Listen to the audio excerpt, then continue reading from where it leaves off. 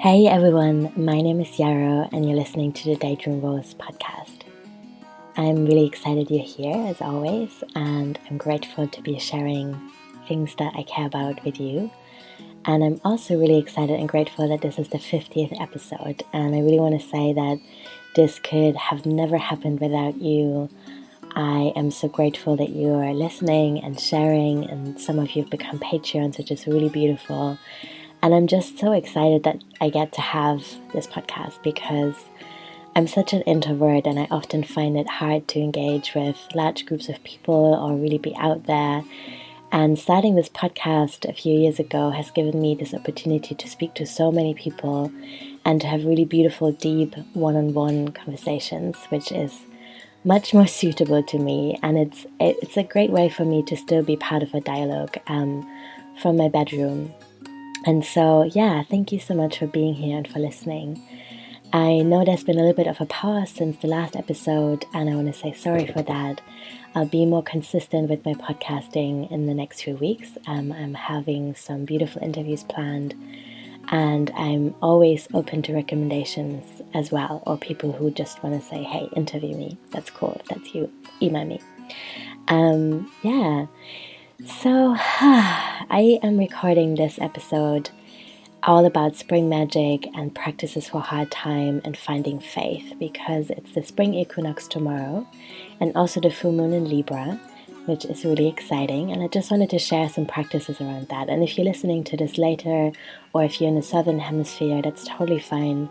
This isn't totally time sensitive. It's just some ideas and practices that I want to share, and they could actually be applied to any season in your life really, but they might be particularly beautiful this week.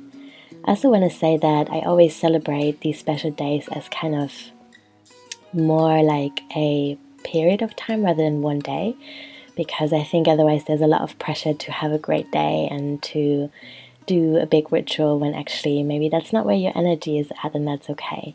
But maybe you can make a tiny bit of space to recognize that the seasons are indeed changing now, and that the moon is really full and beautiful, and maybe you can see how that feels in your body. Before I go deeper, I have a couple of things to share and announce. So this weekend I've totally redesigned daydreamingwolves.com, which was a couple of weeks in the making. I kind of felt like these darker shades of green and brown felt earthy and good last year, but they were kind of over for me, you know?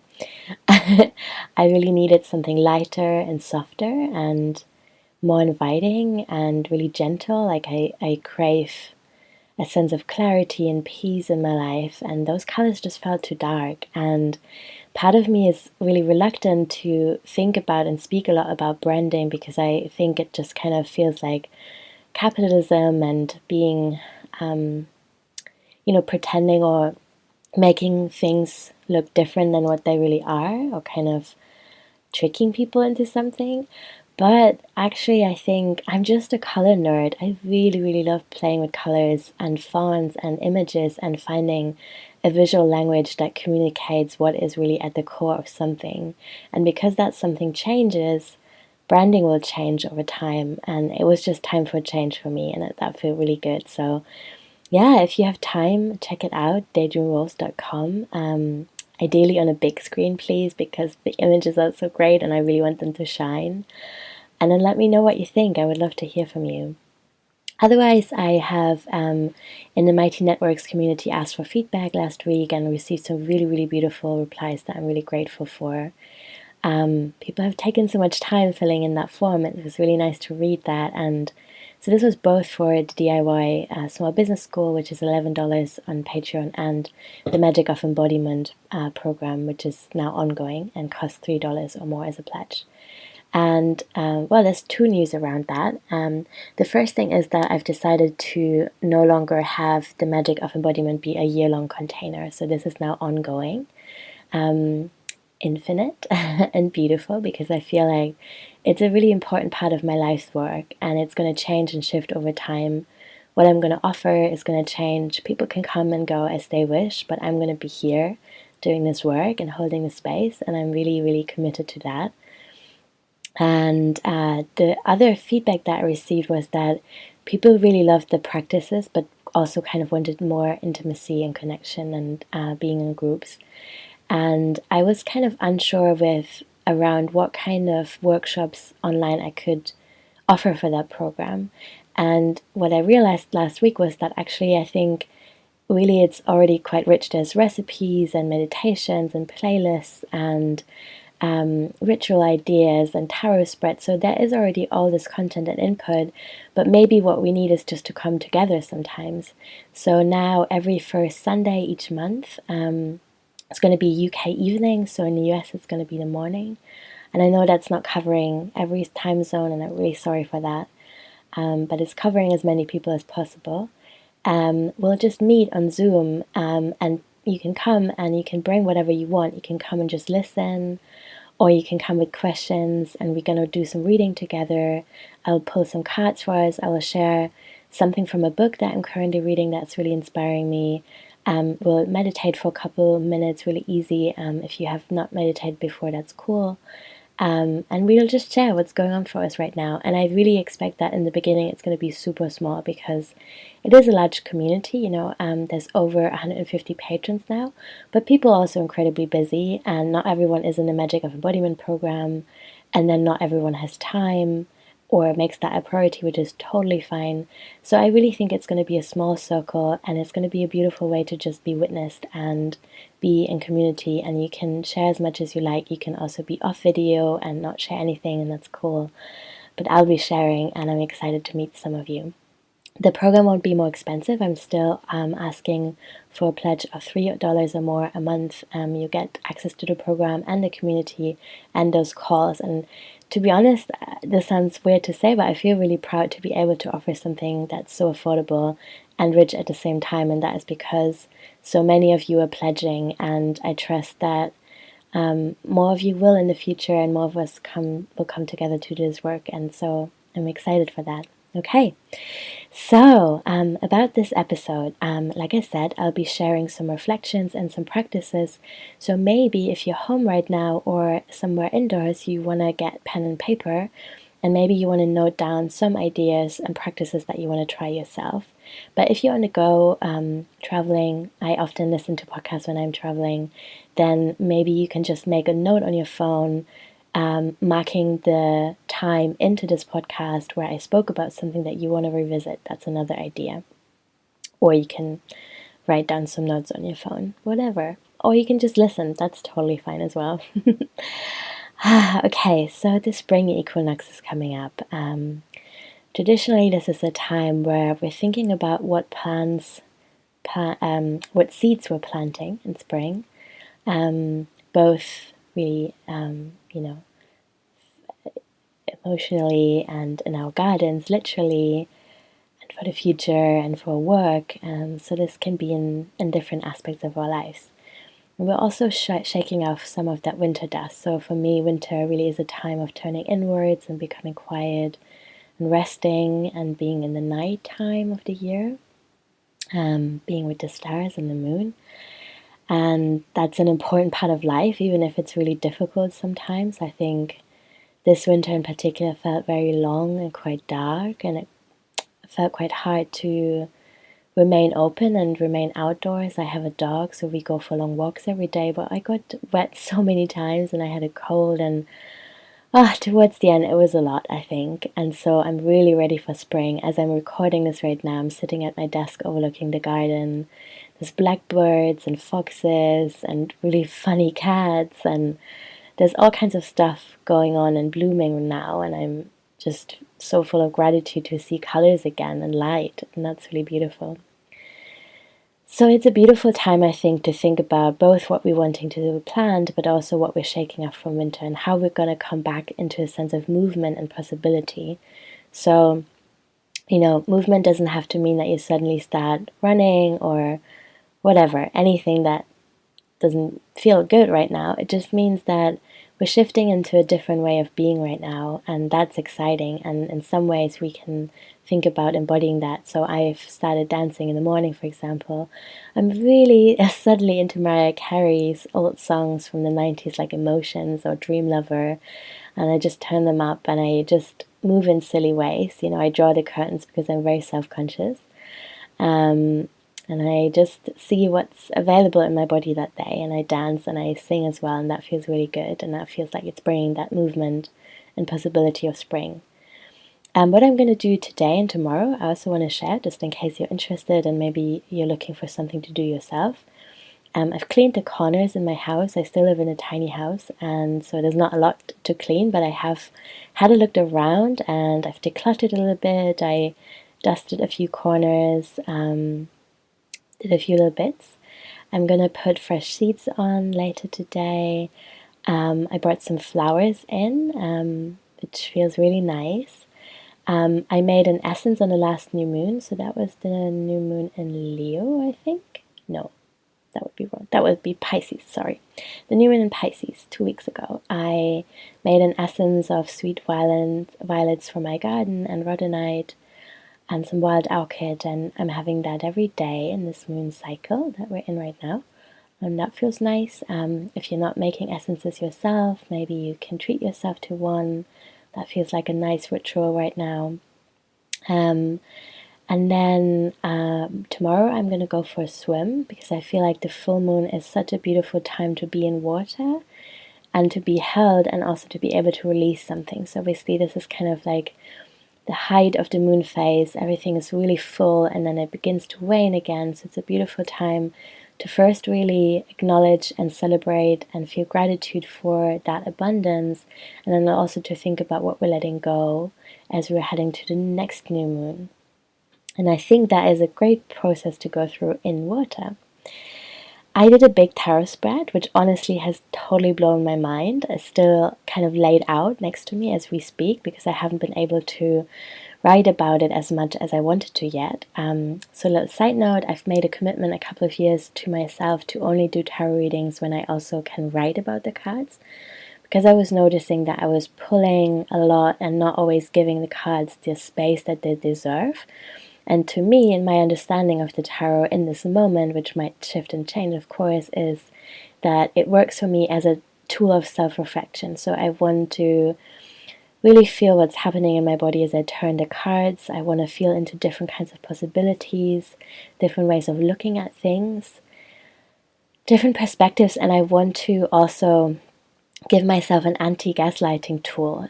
There's been an episode with Crystal from the Power Femme Tarot a couple of episodes back, which was really beautiful, where we talked about exactly that concept, tarot as a tool to stop ourselves from being gaslit or gaslighting ourselves. And I think in that way, really the tarot can be so beautifully validating. It can, provide this clarity of like, yeah, this is my situation right now, and this is how I feel about it, and that's okay. And that isn't anyone's responsibility. It doesn't mean that I have to act a certain way. I can just have this still and quiet moment with myself of saying things like, yes, this is hard, or this is how I'm feeling. Just watching a bee. Oh God, so beautiful. This bee just landed on this flower. I wish you could see. And then I'm going to do some journaling, like I said. I'm going to write some more about those cards that I've drawn. They are so on point and so beautiful. And this reading was really affirming to me that this is a great practice, and it really is helping me. And I'm so grateful, and I want to share it with as many people as possible. And then other practices I'm in at the moment, I'm doing The Artist's Way, which is a book by Julia Cameron. And Sarah Kelly, who's been in the last episode, is running a 13-week support group around that, where we're meeting every Sunday and we're reflecting on that week. So the book is a 12-week program. It's quite intense in some ways, but really also just amazing and beautiful. And the core practices are doing morning pages and having an artist date each week. Some people find the language of this book hard to relate to, and that's okay. It can definitely bring up stuff around spirituality and God and that word. But I find it okay. I kind of sometimes replace the word God in the text with the universe, or I just leave it, and that's okay too. But I'm writing a lot more, and that really helps, and it's really beautiful to be in that group of people to reflect on the process. And so if that's something that you're interested in, definitely follow Sarah. I hope and think that she'll be offering this again, and it's very affordable. So it starts at £30, goes up to 100 on a sliding scale for this 13-week program, and it's really helping me a lot. I'm also reading Emergent Strategy, and I want to read to you from that. So this is by Adrienne Marie Brown, who I'm going to link to in the show notes. And Emergent Strategy, it is so beautiful and big that I don't have like a sentence to describe the book to you, but I feel like it is a beautiful, beautiful book to read in spring. It's really shifting my thinking around community and activism and how we organize, how embodiment plays a role in all of this, and how we can make these movements sustainable but also even regenerative. Her next book is called Pleasure Activism. I think it's out in the States, and the ebook is coming out in the UK today. So that's exciting. But anyway, for now, I'll read to you a small passage from Emergent Strategy. There are examples of emergence everywhere. Birds don't make a plan to migrate, raising resources to fund their way, packing for scarce times, mapping out their pit stops. They feel a call in their bodies that they must go, and they follow it, responding to each other, each bringing their adaptations. There's an art to flocking, staying separate enough not to crowd each other, aligned enough to maintain a shared direction, and cohesive enough to always move towards each other. That really touched me. I think that's so beautiful, and it's such a beautiful way to think about organizing and being in the world and relating to other beings. I also want to share a couple of plants that I feel are really beautiful to work with at this time of the year, and these are nettle, dandelion, and burdock root. So nettle is growing quite abundantly. It's just, oh god, there's a huge bumblebee outside my window now. Sorry to be distracted. Okay, so nettle is just such a beautiful, rich, abundant weed that you can often find everywhere, but that's also pretty cheaply available. And it's just very nourishing, and it feels, to be honest, I can't even explain exactly why it feels so good and so spring-like, but it just is such a great thing to have throughout winter, I think, to bring some minerals and vitamins into your body, and then to carry that on into spring to help your body transition into this new season. Something I really like doing is making an overnight nettle infusion, where I just take 1 or 2 handfuls of nettles in my big liter thermos, and I cover that with boiling water, leave it overnight, and have it in the morning. And it's literally like this deep green, super nourishing elixir that's waking you up in the morning, and it's incredible, and it gets me ready for spring, I think. And then dandelion and burdock root are also kind of plants I feel that get things moving, and that kind of are great when there's stagnation, like there has been for many of us in winter. They also taste really earthy. There's like a real sense of grounding as we spread our wings. When I make tea, like a really long infusion of dandelion and burdock root, it smells like earth, honestly, and I think that's super beautiful to work with right now. Okay, so I want to head into the next section of this little episode, which is practices for hard times. And I want to share some of the stuff that's working for me right now, because I know many people are feeling that the last few months have been heavy, or like that 2019 was off to a pretty intense start. And I think that's true politically. There's still, or always is, so much upheaval and uncertainty right now. There's a lot of grief, and there's a lot of grief. And I think that is true on a personal level as well. I know a lot of people in my life are struggling with their health at the moment.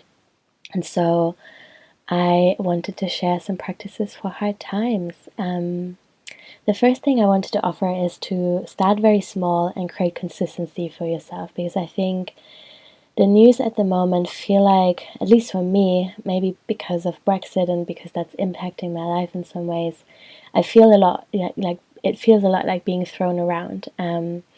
And experiencing so many different, quite intense emotions, like there's anger and grief and anxiety and uncertainty. And it feels quite a lot, like it feels like being in a washing machine to move between these different experiences and feelings all the time. So for me, it feels really helpful to have a sense of of consistency that I can create for myself, where I tell my body and my mind and my heart, like, I'm here, I'm showing up no matter what. This is the kind of stability that I can rely on, because it is independent from other people. And I think, of course, interdependence is beautiful, and independence in a way even is an illusion. But, I'm honing these practices that I can offer myself right now, regardless of what's happening in the world, and that feels really good. But maybe ask yourself, how much structure do you really need? So I know that some other people love being more fluid, and I also know for myself that it really changes and shifts with the seasons. So sometimes I love a lot of structure and commitment on a day-to-day practice, and sometimes I'm more playful and, just see where you're at right now. I know sometimes it can feel like a big burden or a big commitment that feels heavy to say, I'm going to meditate every morning.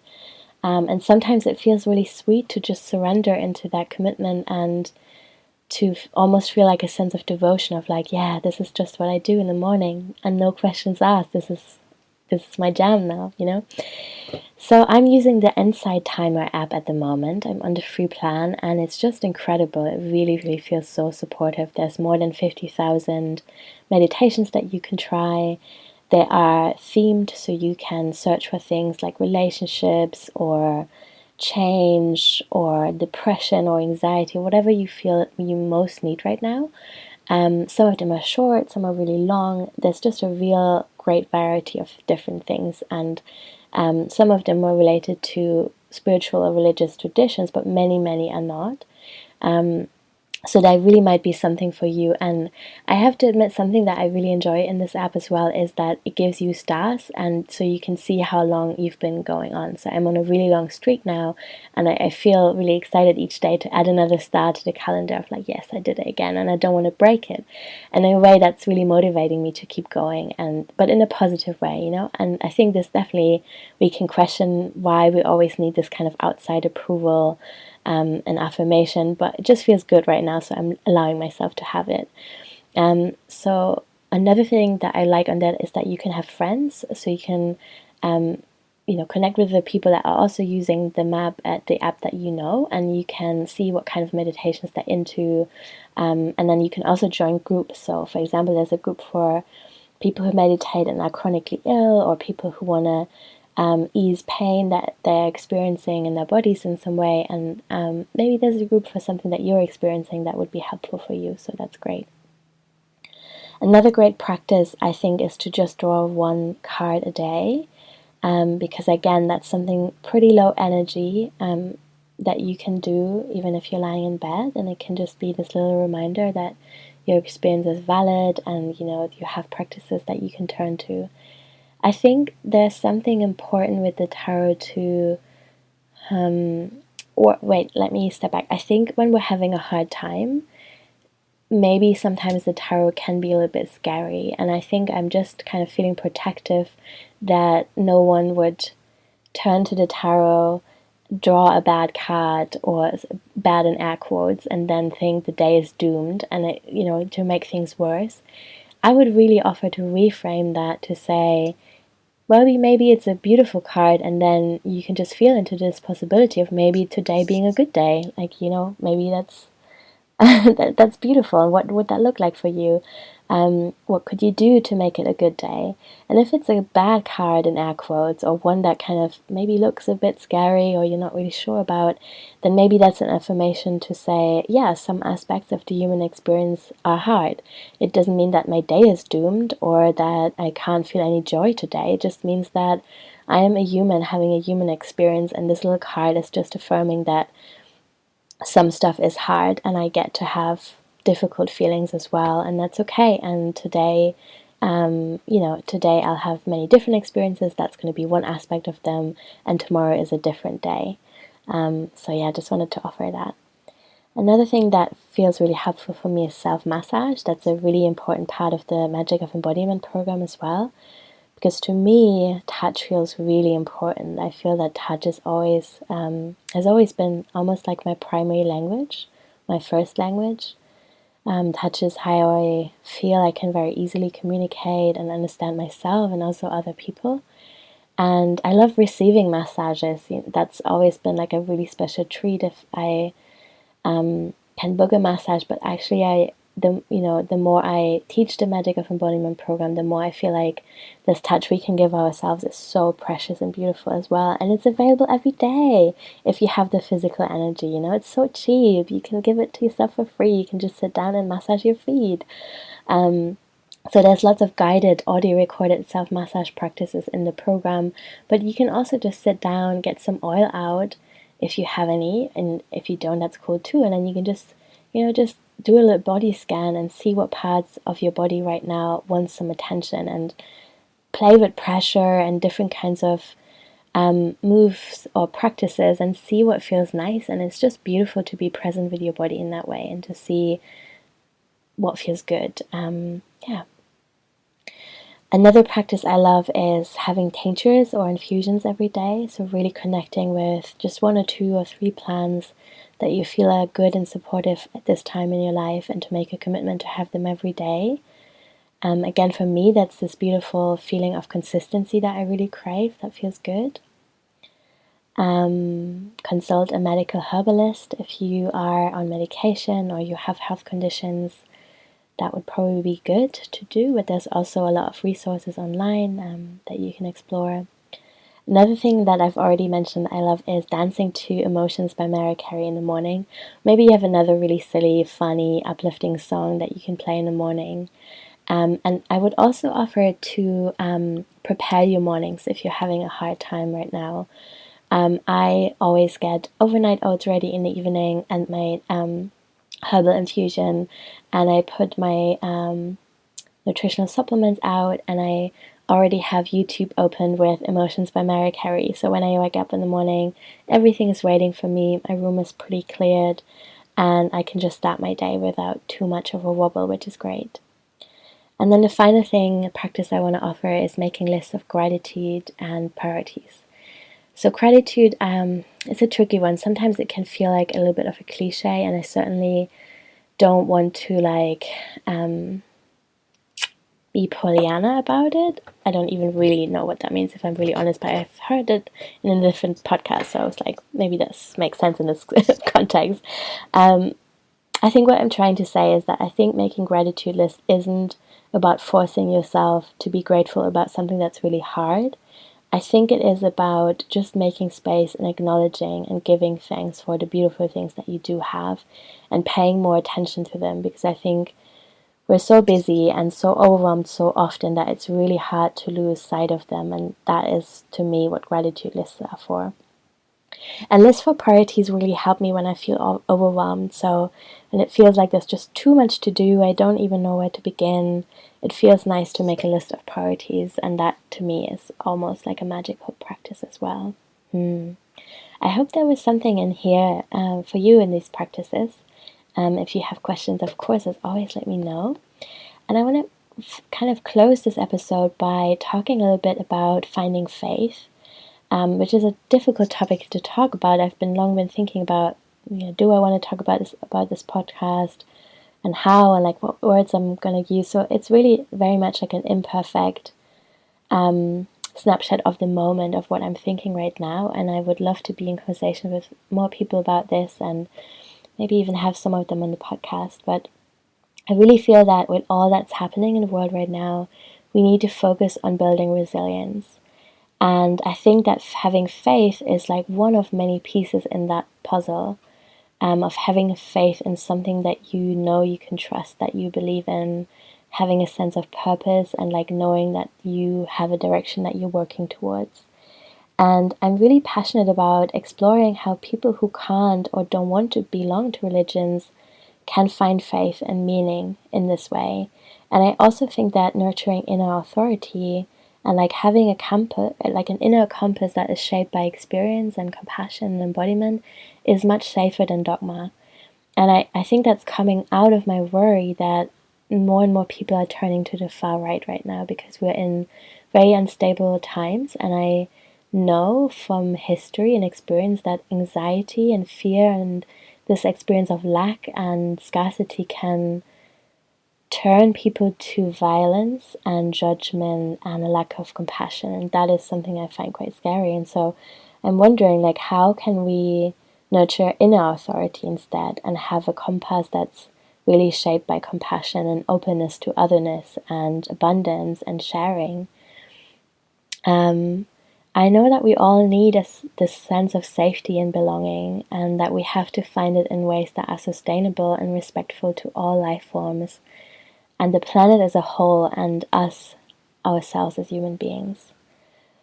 I also feel like I've long been a little bit confused about self-care and self-love and how that relates to the context of collective liberation. So what I mean by that is that I'm aware that self-care has become a huge hashtag. It's become very trendy to talk about it.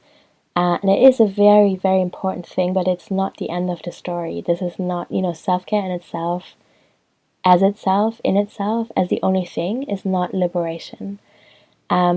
We definitely need more than that. We need our interdependence and the greater picture, and we need structural shifts. And self-care is one way of making the struggle for freedom sustainable. And so it is very important, but it's also just a starting point.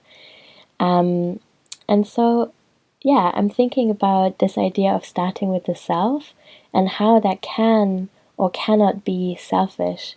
And I think that, that's really not something that I in any way have an answer to. But I'm just naming that there's some self-consciousness in talking about self-care a lot, and I want to also center the community and the collective at the same time. And to me, self-care is a bridge to that, and that I don't mean that in a productivity kind of way, as in like, I don't mean have a bath so that you can be more productive. I think have a bath so that you can be at home in yourself, and that you can show up in your relationships and in your activism and in the way that you communicate and make art in the world in a way that's sustainable and regenerative and authentic and true to what you believe in. Reading Emergent Strategy is really helping me explore these subjects, and I think in a way that's also really just the beginning. I will definitely read this book again, and I'm just naming it again. Emergent Strategy by Adrienne Marie Brown might be great for you to read right now, because it really also helps me to be able to see beauty and resilience in nature. So this is something, when I'm thinking about my own faith and how I'm finding it and coming back home to it, that feels very comforting and very safe as well. So I think sometimes in the human world there is some hesitation in me in joining spiritual movements or collectives, because I'm worried about things like leadership and power dynamics and being sucked into something that maybe isn't serving me. And when I turn to nature and I'm trying to observe patterns there, or things that inspire me and that give my life meaning, I have no hesitation, I look at dandelions and how they grow with such fierceness, and how they spread their seeds and, just keep coming back no matter what. And that just is so beautiful to see. And I'm just, as we speak, also watching some birds fly across the sky, which kind of ties back to this quote that I was sharing in the beginning. So I want to end by just sharing one more paragraph from Emergent Strategy. Nature has taught me about fluid adaptability, about not only weathering storms, but using howling winds to spread seeds wide, torrential rains to nurture roots so that they can grow deeper and stronger. Nature has taught me that a storm can be used to clear out branches that are dying, to let go of that which was keeping us from growing in new directions. These are lessons we need for organizing. As Octavia taught us, the only lasting truth is change. We will face social and political storms we could not even imagine. The question becomes not just how do we survive them, but how do we prepare so when we do suddenly find ourselves in the midst of an unexpected onslaught, we can capture the potential, the possibility inherent in the chaos, and ride it like dawn skimming in the horizon. This is from Valida Emarisha, co-editor of Octavia's Brood, and I might have mispronounced this, in which case I'm really sorry. I will link to this in the show notes. Thank you so much. Thank you so much for listening and for letting me know how you feel about this. I would honestly love to hear send me an email, leave a review on iTunes if you like it, or comment on Instagram. That would mean the world to me. And if you feel so called, please join the Magic of Embodiment program. You can become a patron and pledge $3 or more, and we would love to have you. There's a beautiful community already, and I'm excited to talk more. Okay, have a beautiful day and a happy spring equinox. Bye!